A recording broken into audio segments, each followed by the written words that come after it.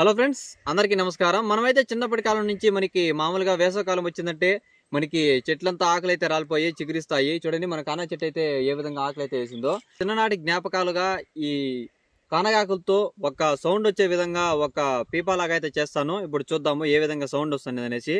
మీరు కూడా ఎప్పుడైనా ఈ విధంగా ఈ ఆకులతో ఈ విధంగా చేసినట్టయితే కామెంట్ చేయండి. ఇప్పుడు చూడండి, కానగాకుతో ఏ విధంగా సౌండ్ వచ్చే విధంగా అయితే చేస్తాను. ఇవన్నీ మన చిన్ననాటి జ్ఞాపకాలు. ఇప్పుడైతే మామూలు మొత్తం అయితే మర్చిపోయారు. చూడండి, ఆకు ఉంది కదా, ఈ ఆకుని కొండలో అయితే చుంచేయాలి.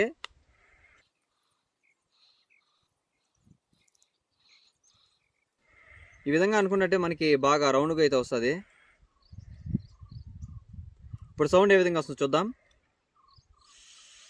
రావట్లేదే.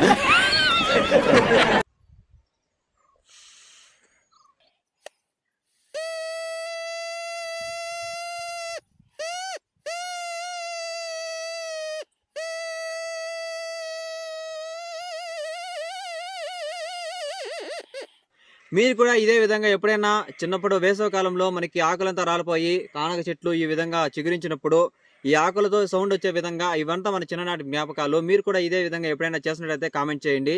ఇలాంటి మంచి మంచి వీడియోలతో మీ ముందుకు వస్తున్నాను. విలేజ్ పోడు, please do subscribe and support me guys. ఇలాగే సపోర్ట్ చేయండి, మరిన్ని మంచి మంచి వీడియోలు మీ ముందుకు తీసుకొస్తాను.